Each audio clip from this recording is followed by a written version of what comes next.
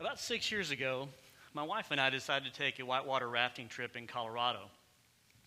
And we did this a couple of years earlier in Montana. It was my wife and I, my 10-year-old daughter, my 7-year-old daughter at the time, and my mother-in-law and father-in-law. But this time was a little different. My 7-year-old decided that she wanted to paddle this time. And us, being 4 educated adults, thought that'd be a good idea. So we took off down the river. We're heading down it, and on one side is my mother-in-law and myself. On the other side is my wife, my father-in-law, and my daughter. And as we're coming up on some level 3 rapids, we're about to go over a rock, and our guide Lucas tells us, you need to start paddling. And so on one side, my mother-in-law and I start paddling. On the other side, they're so concerned about my daughter that they're not doing much of anything but holding on to her. So for anybody who's been in a boat or raft or anything like that, you probably recognize that if you paddle on one side and you do nothing on the other side, what happens? You turn. You don't go forward. And that's exactly what happened to us. So we started to turn.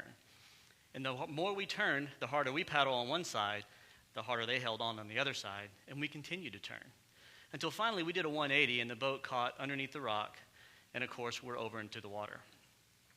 Now the first thing I remember as I'm looking up is, wow, that's a pretty nice sky, but my feet definitely don't belong there. The second thing was, man, this water's cold. So we hit the 55-degree water. But the most overwhelming feeling I had when I hit the water was this feeling of helplessness, this feeling of panic and fear. I had no idea where my kids were.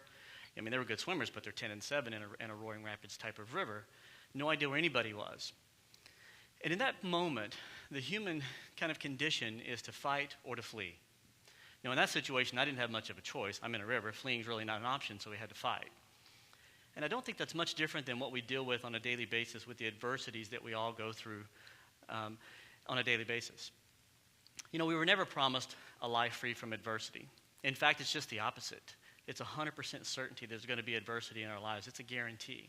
So the question is, how do you deal with that? Whether it's something relatively small, like, cars broken down, finances, got to make good grades, or something bigger, a death in the family, an illness, an addiction. For me, my struggle started around 9 years old when, over the course of a few years, I was subjected to sexual abuse. And that set off a path for me over the next 30 years of self-destruction.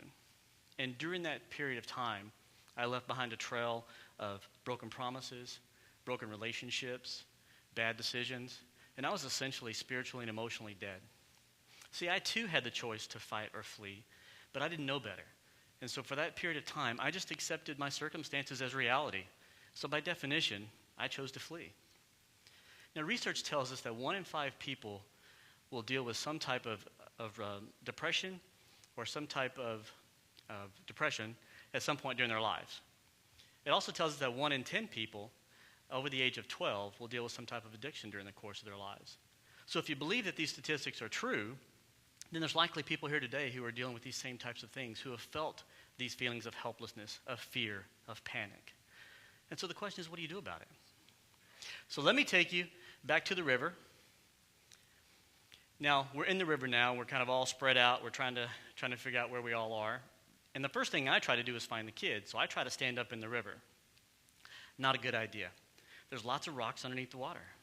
And I've got lots of scars to show for that. So that didn't work out. So I said, okay, well, I'm going to try to swim to the side. So I took off trying to swim, which is essentially swimming upstream, which also doesn't work. But as I'm doing that, the raft comes by and hits me in the head, and I grab a hold of the raft. Also not a good idea, because now I have the rocks that are hitting my legs, and now I have a raft that's beating me in the head.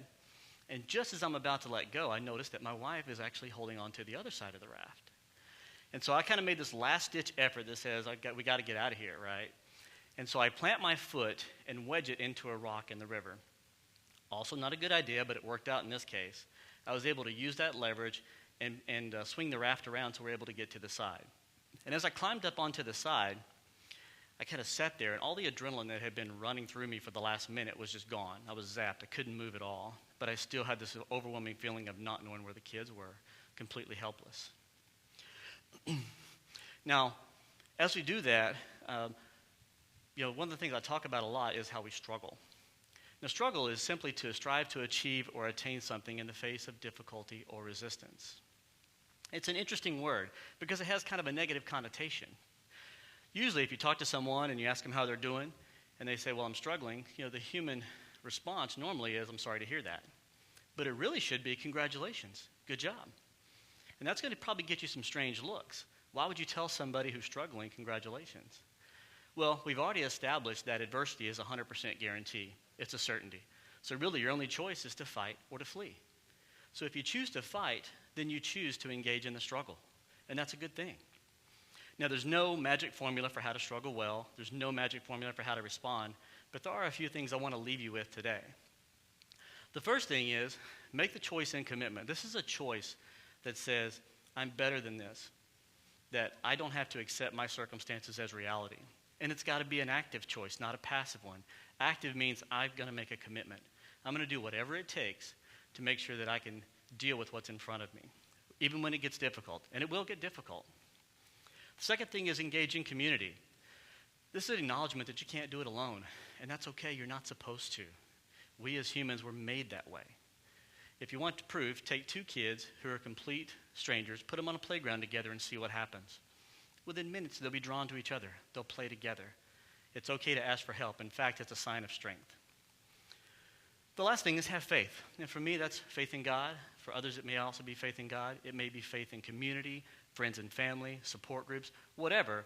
But it's a recognition that there's a power stronger than me alone that I need to be able to draw from and gain strength from. Now, some of you may be wondering what happened with the kids. So let's go back to the river. So fortunately, our guide, whose name was Lucas, was a bit of a mountain man. And when I say mountain man, I don't mean that was an old guy who had long hair, long beard that lived off the land. I mean, this guy looked like a mountain. He was huge. And so when we hit the river, we're all struggling. I'm getting beaten up by rocks and rafts and losing that battle. He just stands up in the river and grabs them and starts making his way to the side.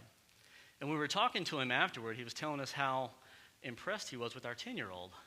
And we asked him why, and he said, when he grabbed her, she wasn't crying, she wasn't freaking out, she wasn't even asking for mom and dad. She simply said, save my sister. Even in her fear and her panic and her helplessness, she saw her sister a few feet away and knew that she needed help. Now, the theme of our talks today are on the edge, pushing boundaries without fear. You know, there may be nothing more frightening than facing some things in your life and facing some adversities that might be embarrassing, sobering, or even painful.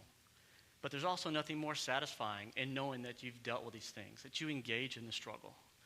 So my challenge to you today is determine what adversities you have to deal with. What changes do you have to make? And some of those may be huge. It may be cutting out people, places, and things completely out of your life. But if you can make the choice that says, I'm not going to accept my circumstances, if you can make the commitment that says, I'm going to do whatever it takes, if you can engage in community and understand that there's power in numbers, and if you can have faith that no matter how things work out, you're going to be okay. If you can do those things, then you just may find the strength in your struggle. Thank you.